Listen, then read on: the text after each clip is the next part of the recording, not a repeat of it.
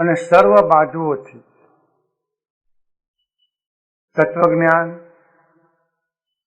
ધર્મ, ધ્યાન, યોગ અને જુદા જુદા સાધનો એ બધાનો વિચાર કરતા થોડોક અપવાદ બાદ કરીને લગભગ ધર્માચાર્યો અને સંતો એક મત ઉપર આવ્યા છે. થોડોક અપવાદ બાદ કરતા એટલા માટે શબ્દ વાપરીએ છીએ કે શંકરાચાર્યજી જેવા, યોગ વાસિષ્ઠના પ્રવક્તા જેવો ભક્તિને સર્વશ્રેષ્ઠ સાધન તરીકે સ્વીકારતા નથી. એમનો આગ્રહ જ્ઞાન માર્ગનો છે. છતાં લગભગ ધર્માચાર્યો અને સંતો એવા નિર્ણય પર આવ્યા છે કે ભક્તિ એ સર્વોપરી માર્ગ છે. બધા સાધનોમાં ભક્તિ એ શ્રેષ્ઠ સાધન છે. એનું એક કારણ, ભક્તિ માટે જે મૂડી જોઈએ પ્રેમની, એ દરેકની પાસે છે, ઓછા વધતા પ્રમાણમાં. મનુષ્ય પાસે પણ છે, પક્ષીઓ પાસે પણ છે, પશુઓ પાસે પણ છે. ક્રૂરમાં ક્રૂર ગણાતા એવા પશુઓ પાસે પણ થોડીક પ્રેમની મૂડી છે. વાઘણ ગમે તે વિકરાળ હોય, તેના બચ્ચા પ્રત્યે તેને વાત્સલ્ય છે.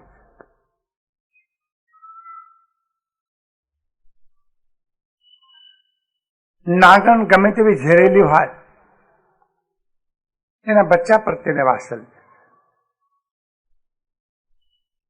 આ વાત્સલ્યની અને સ્નેહની મૂડી હરેક વ્યક્તિની પાસે છે. અને એ જ વાત્સલ્યને અને સ્નેહને ટ્રાન્સફર કરીને ભક્તિમાં બદલાવા. જેમ દૂધપાક દૂધમાંથી બને છે, મૂળ દૂધ જોઈએ.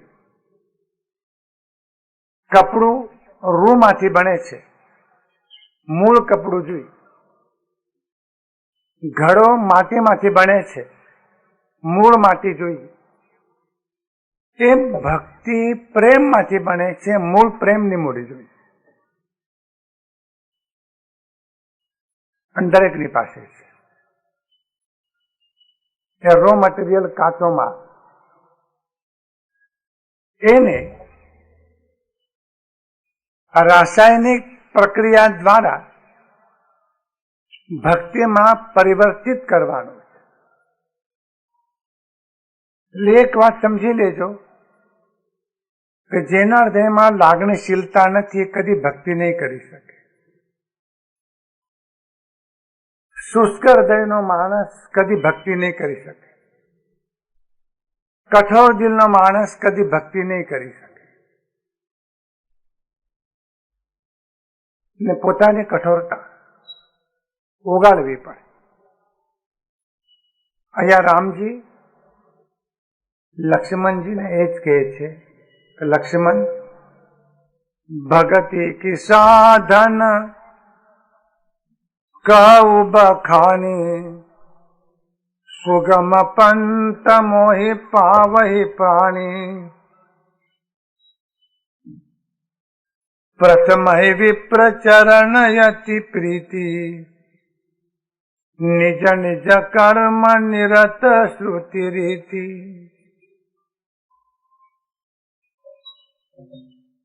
રામજી લક્ષ્મણજીને કહે છે કે ભક્તિ કે જેનાથી સુગમ માર્ગથી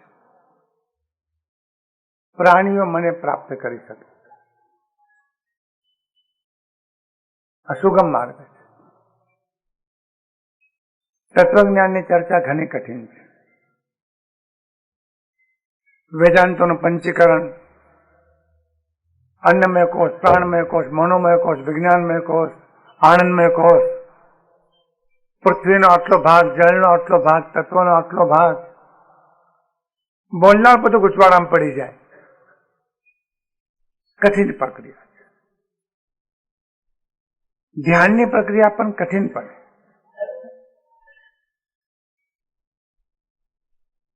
વિકલ્પોની ધારાથી મનને અલગ રાખવું કઠિન પડે. ભક્તિની ધારા સુગમ પડે. ત્યાં તો માત્ર દિશા બદલાવાની છે. વિચાર કરવાનો પણ પરમાત્મા.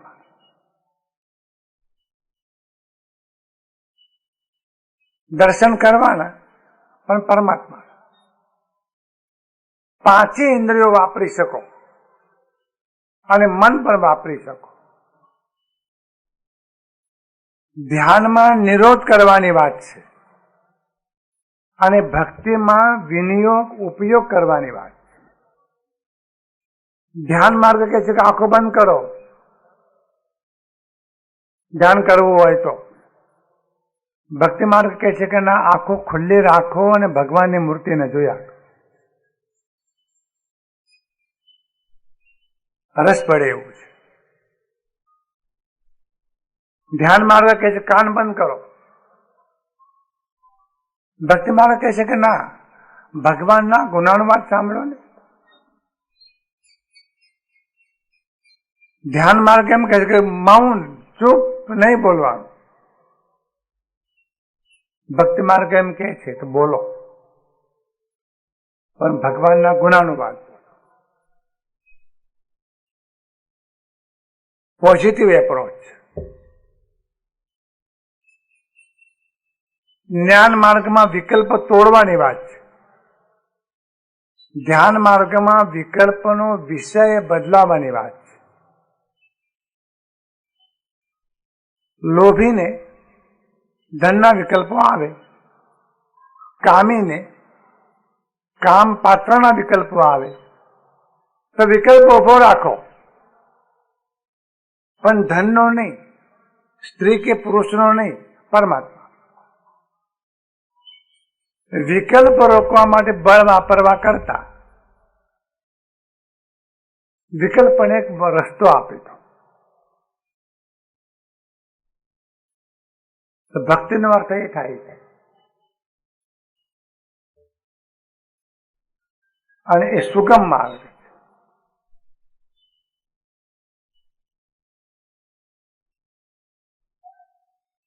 વેદાંતોનો અભ્યાસ કરવો હોય તો બ્રહ્મનિષ્ઠ શ્રોત્રિય આચાર્ય જોઈએ. એ વળી આપણો સ્વીકાર કરે કે ન કરે એ પ્રોબ્લેમ. અને પછી એ જે વાત કરે સમજવાના માટે બુદ્ધિ જોઈએ. ભક્તિ માર્ગ મૂર્ખાવા માટે જેવો અર્થ ન કરશો.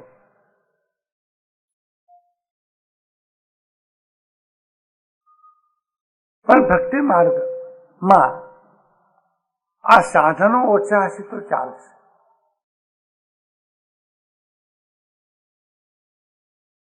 અને આ વાત કરીને ભક્તિ માર્ગના સાધનોનું વર્ણન કરવાનો પ્રારંભ થાય છે.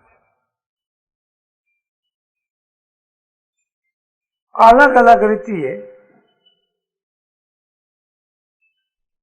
ભક્તિના માર્ગોનું વર્ણન કર્યું છે. ભગવદ્ ગીતામાં, સાંડિલ્ય ભક્તિ સૂત્રમાં, નારદ ભક્તિ સૂત્રમાં, ભાગવતમાં, તુલસી રામાયણમાં, જેમાં પણ અલગ અલગ જગ્યાઓ પર નવધા ભક્તિનું વર્ણન કર્યું છે.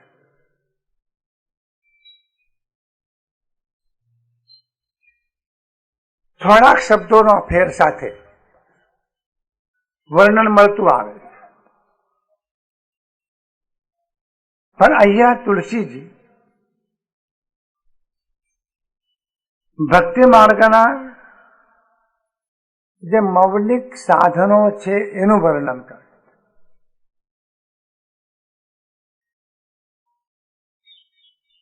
બહુ સંક્ષેપમાં આ સાધનો સમજી લઈએ. સૌથી પહેલું સાધન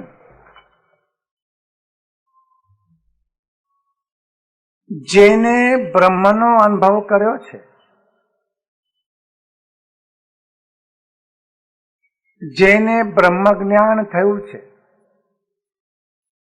જેની નિષ્ઠા બ્રહ્મમાં છે,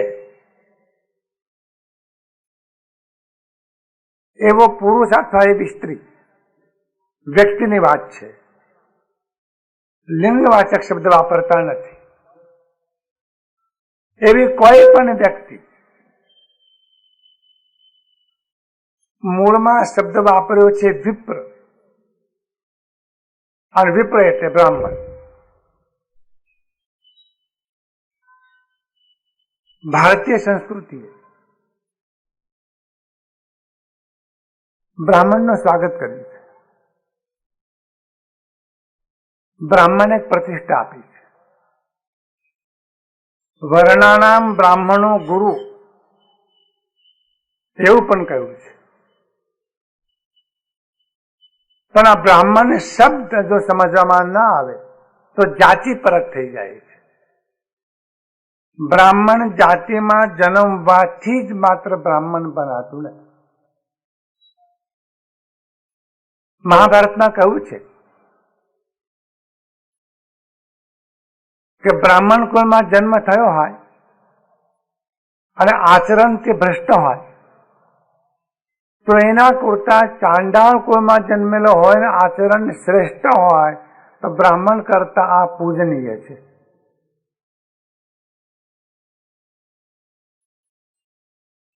આ વર્ણ વ્યવસ્થા અને વર્ણવાદની વાત બાજુ મૂકી.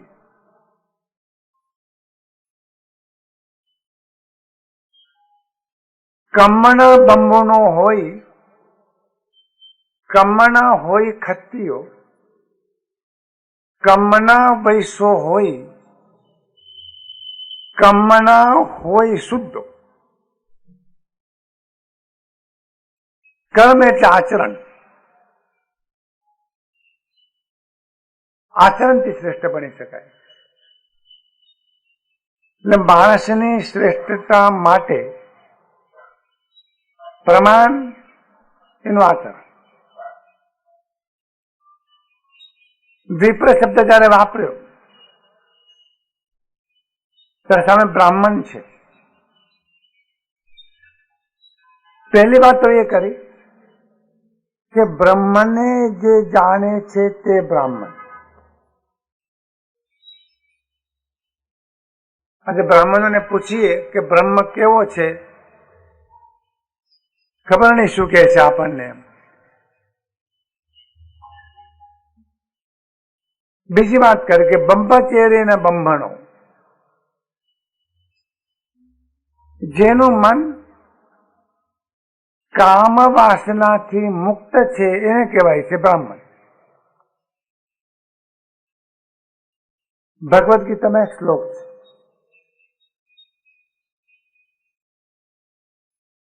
ખબર નથી બ્રાહ્મણો વાંચે છે કે નથી વાંચતા, વાંચવું જોઈએ.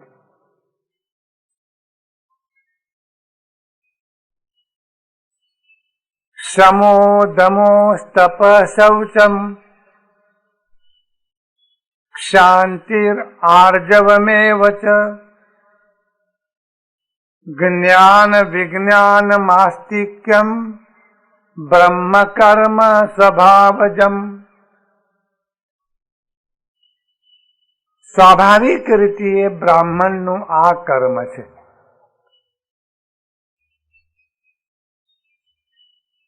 કથા કે દક્ષિણા સ્વાભાવિક કર્મ નથી, પ્રાસંગિક કર્મ છે.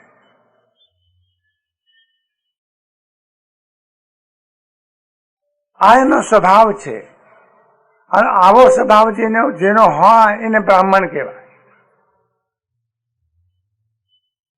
પહેલું સૂત્ર સમો, જેના કસાયો ક્રોધ, અહંકાર, માયા, લોભ શાંત બન્યા છે.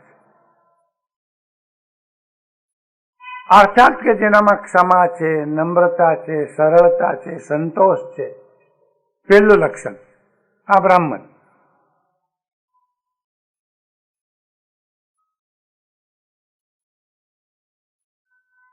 સમ શબ્દ વાપર્યો. સ્વભાવથી જે શાંત છે. દક્ષિણા ઓછી પડી અને સત્યનારાયણને કથા કરતો કરતો વાંચતો ઉભો થઈ ગયો. પડી રહી તમારી કથા. ઓછું પડે છે બ્રાહ્મણત્વ. બ્રાહ્મણત્વને આધારશીલા સમત, સમ. બીજો શબ્દ છે દમ. શરીર, ઇન્દ્રિયો, પ્રાણ અને મન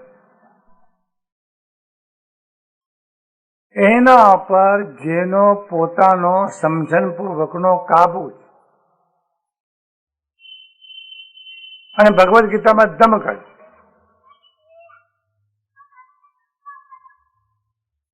ત્રીજું સૂત્ર તપ. બ્રાહ્મણ તપસ્વી છે. એ બ્રહ્મને પ્રાપ્ત કરે છે. જીવનમાં કષ્ટો કે દુઃખો આવે તો એને સહન પણ કરે છે.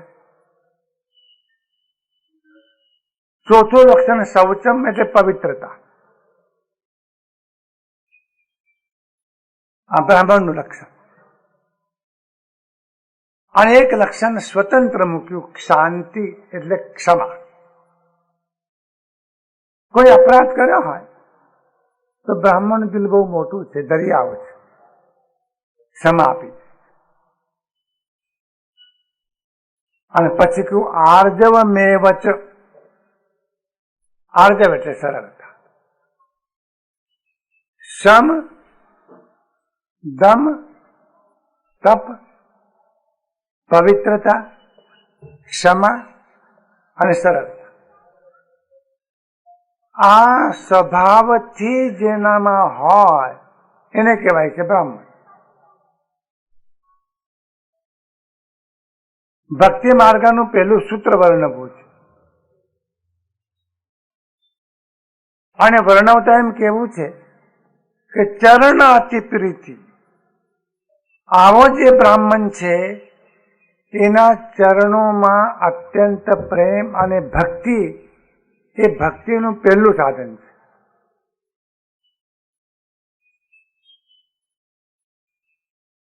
દીવાથી દીવો પ્રગટશે.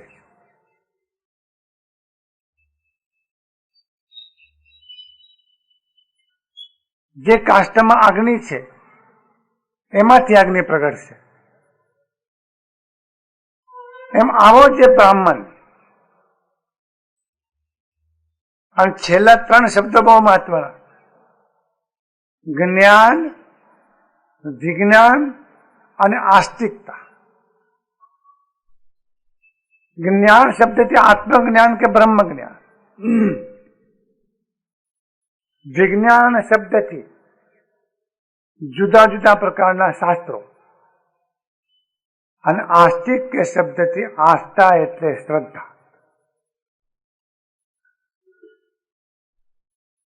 કેટલા શબ્દો મળ્યા આપણને? સમ, દમ, તપ, શૌચમ પવિત્રતા, ક્ષમા સરળતા, આત્મજ્ઞાન, શાસ્ત્ર જ્ઞાન અને આસ્તિકતા અર્થાત કે શ્રદ્ધા. આ સ્વાભાવિકપણે જેનામાં છે, ભગવદ્ ગીતામાં કહ્યું કે અમે એને બ્રાહ્મણ કહીએ. એને બ્રહ્મને જાણ્યો છે. એના ચરણોમાં અત્યંત પ્રીતિ અર્થાત કે પ્રેમ. એ પરમાત્મા તરફ લઈ જશે. એનું કામ આ છે. એ મીડિયા છે, માધ્યમ. બીજું સૂત્ર, નિજ નિજ કર્મ નિરત શ્રુતિ રીતિ.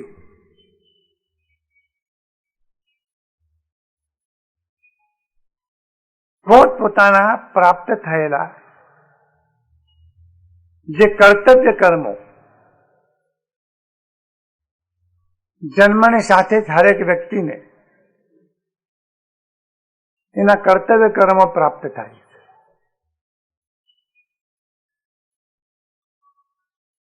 સ્ત્રી માટેના કર્તવ્ય કર્મો, પુરુષ માટેના કર્તવ્ય કર્મો. સમાજમાં જુદા જુદા બધા અંગો છે. ડોક્ટર હોય, વકીલ હોય, શિક્ષક હોય, વિદ્યાર્થી હોય, આ દરેકના પોતપોતાના કર્તવ્ય કર્મો છે. ખાસ કરીને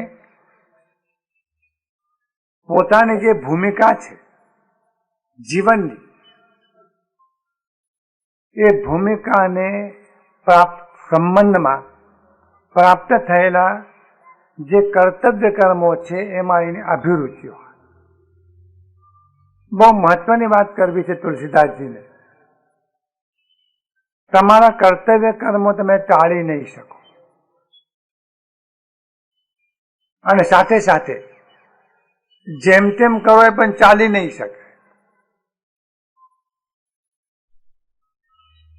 બહુ મોટા ઉપાડે આપણે વાત કરીએ છીએ કે અમારા માટે ઘણી જવાબદારી છે.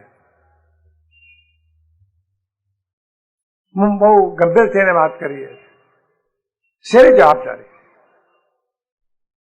જે ભૂમિકા પર તમે છો એ ભૂમિકા સંબંધી જે કર્તવ્ય કર્મ છે જેનું વર્ણન શ્રુતિઓમાં અને શાસ્ત્રોમાં કર્યું છે, એ કર્તવ્યમાં નિષ્ઠા,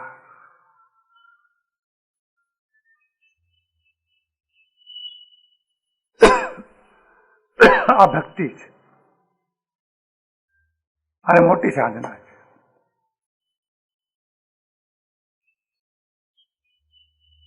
એક કોન્ટ્રાક્ટર રોડ બનાવવાનો કોન્ટ્રાક્ટ રાખે અને નિયમ પ્રમાણે પૂરો માલ વાપરે તો આપણા હાડકા ઓછા બગડે.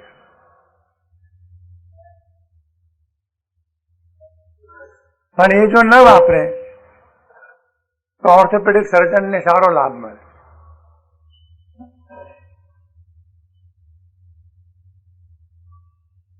આ કર્તવ્ય નિષ્ઠાની વાત છે. હરેક વ્યક્તિ પોતપોતાની ભૂમિકા ઉપર રહીને કર્તવ્ય કર્મ કરતો હોય તો કુટુંબમાં, સમાજમાં, રાષ્ટ્રમાં ઓછામાં ઓછા પ્રશ્નો ઉભા થશે.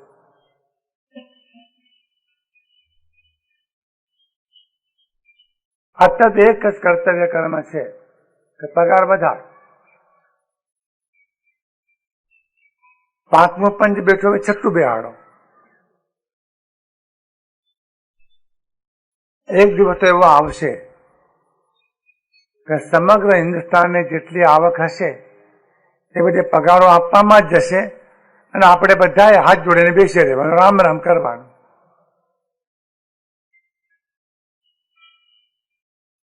અંતે કામ નહીં થાય. કાલે આવજો.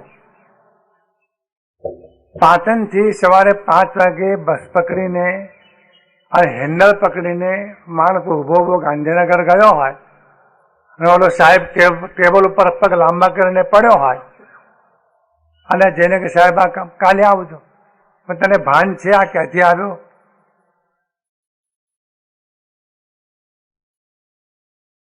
એમ કહીને કેન્ટીનમાં ચા નાસ્તો કરવા જાય.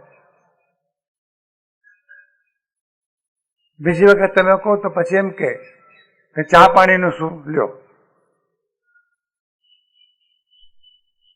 બીજી મુશ્કેલી. ગમે તેટલી વાતો કરશો તમે ધર્મની કે તત્વજ્ઞાનની, પણ જે ભૂમિકા પર ઉભા છો ત્યાં કેવું જીવો છો એ મહત્વનું. એ કર્તવ્યની ભૂમિકા છે.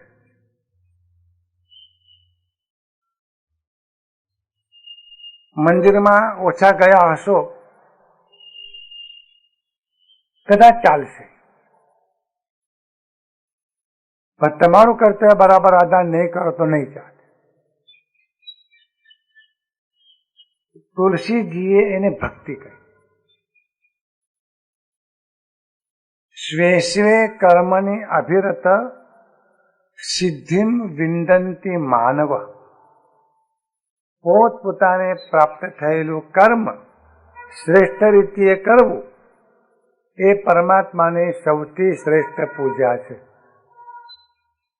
શ્રેષ્ઠ રીતે કરવું.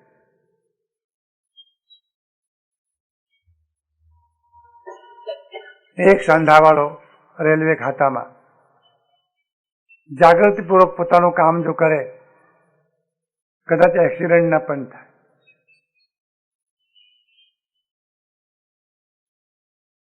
ખરેખર તો વ્યવસ્થા એવી છે તંત્રને, રેલવે તંત્રને, કે એક્સિડન્ટ થવાની કોઈ શક્યતા જ નથી. અને છતાં સામ સાહેબ બંને ગાડીઓ એક પાટા પર અથડાય. અત્યારે વચલી એજન્સીએ કર્યું શું? ત્યારે તમારા ટેલિફોન ઓલા ડ્રાઈવરને ગોળ કપડામાં વીંટીને આપવામાં આવે, લ્યો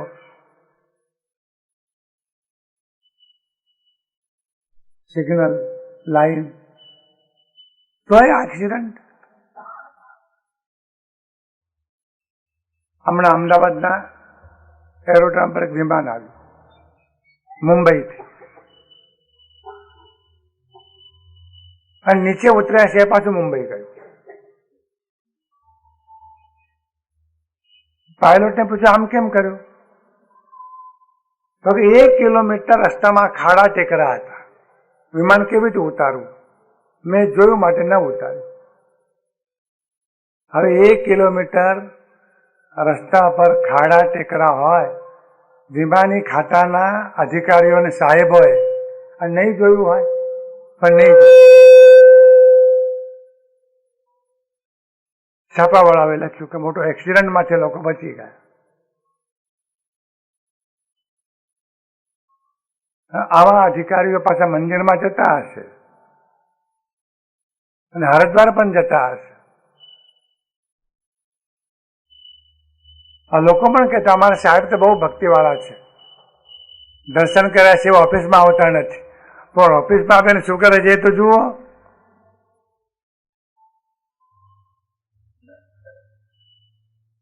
શું કરશો?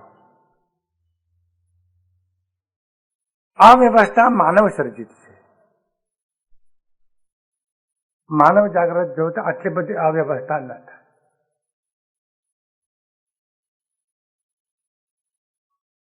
એક શિક્ષક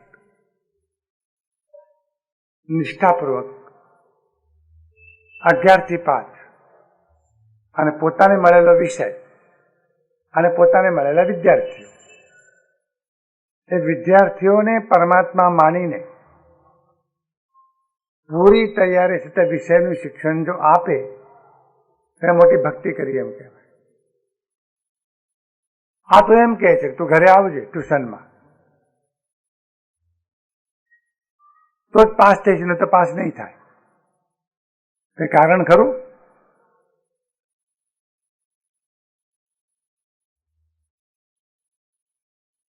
છોકરાઓ સવારથી ભણવાનું ચાલુ કરે તો રાત 10 વાગ્યા સુધી. હજુ મને કંટાળો આવે કે ના આવે?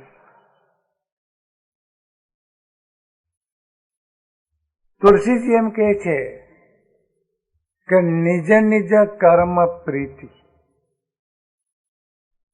આપણને જે કર્મ પ્રાપ્ત થયું છે પ્રેમપૂર્વક કરી,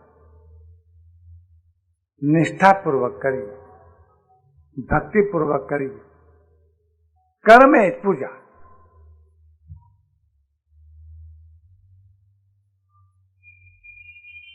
બીજું સૂત્ર,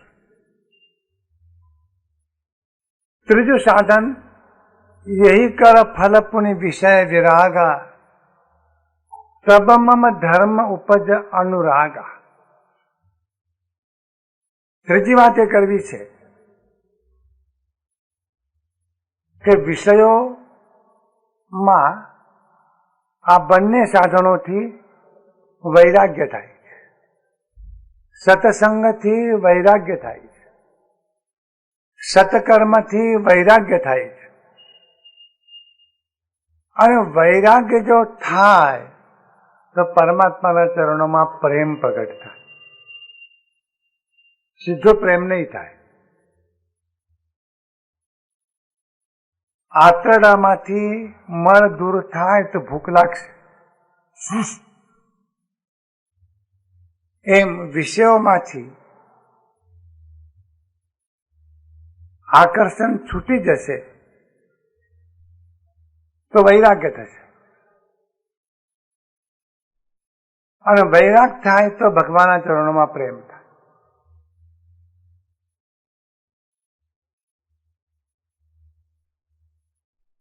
અને એના માટે તુલસીજીનો શ્રેષ્ઠ ઉપાય સંતજનોના ચરણ કમળમાં અતિ પ્રેમ કરવો.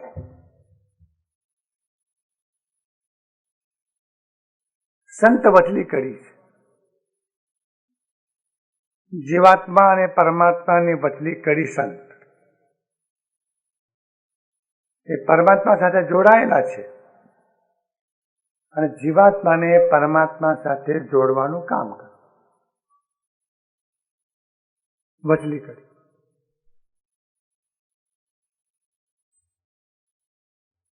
સંતોનું એક જ કાર્ય છે, પરમાત્માને ભૂલી ગયેલા આત્માને પરમાત્માની સ્મૃતિ કરો. આ એક જ કાર્ય છે. સંતોનું બીજું કોઈ કાર્ય નથી. કોઈ પણ રીતે એક વખત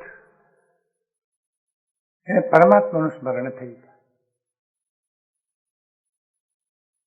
એક વખત અગ્નિ પ્રગટ્યો પછી વાંધો નહીં. સંત એક વખત જગાડી દે આપણને, જાગી દઈએ આપણે. અને જાગ્યા પછી મનથી વચનથી ને કાયાથી ભજનનો દ્રઢ નિયમ રાખવો.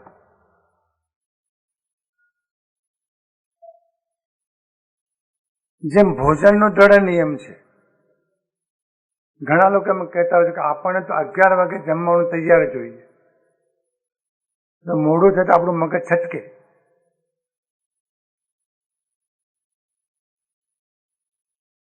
આનો શું ઉપાય કહો?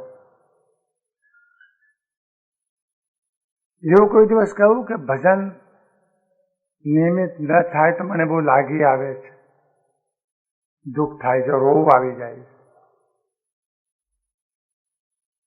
દ્રઢ નિયમ ભજનનો.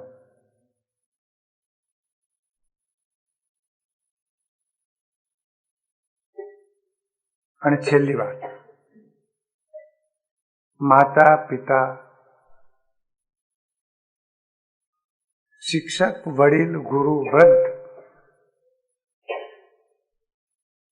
એ બધામાં જ પરમાત્મા છે એમ સમજીને એમની દ્રઢ સેવા કરવી.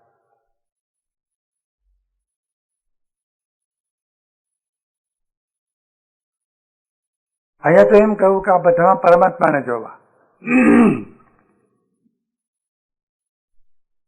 પિતામાં પિતા તો જોવા જ, વત્તા પિતામાં પરમાત્માને જોવા.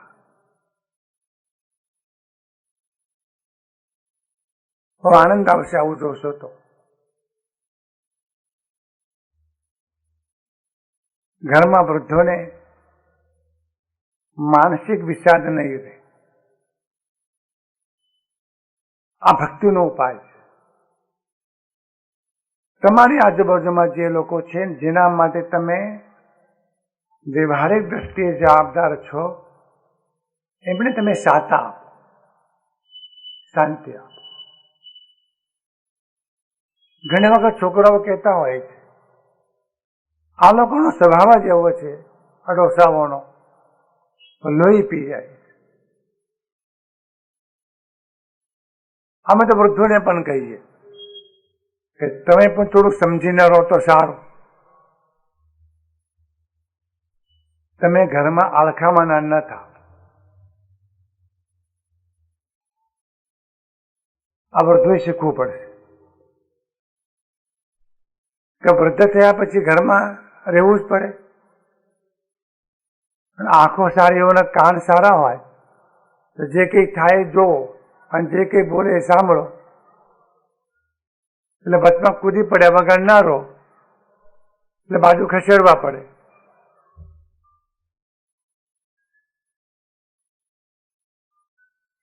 ડાયા માણસો એમ કે જાઓ ને ત્યારે મંદિરમાં આશ્રમમાં કથા ચાલે છે. ડાયા ને એવા નવ તેમ જાઓ ને જુનાગંજમાં પાટલા પર જઈને બેસજો.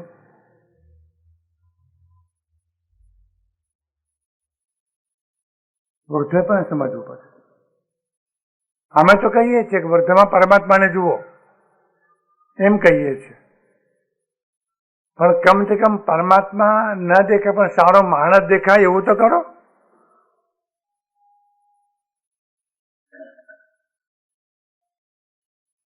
છોકરાઓને એમ કહું કે પિતૃદેવો ભવ માતૃદેવો ભવ.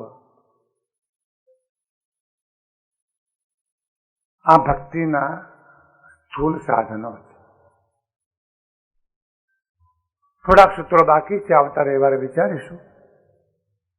આજે અહીંથી આપણે વાત છોડીએ છીએ. આટલી ચર્ચા પછી કદાચ એકાદ રવિવાર જશે. હજુ રામ લક્ષ્મણજીનો સંવાદ પૂરો થશે અને શૂર્પણખાના પ્રસંગનો પ્રારંભ થશે. હવે લંકા તરફ જઈશું.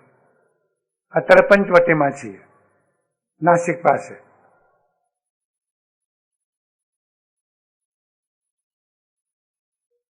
એ પંચવટીથી લંકા તરફ જવાનું થશે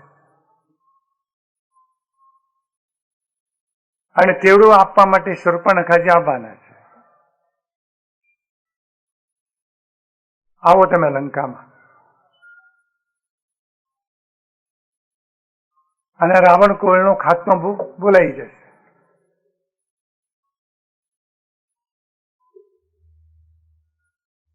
આવું કામ આ કરશે. થોડાક સૂત્રો જોઈને પછી પ્રસંગનો પ્રારંભ થશે. 2 મિનિટ મૌનપૂર્વક.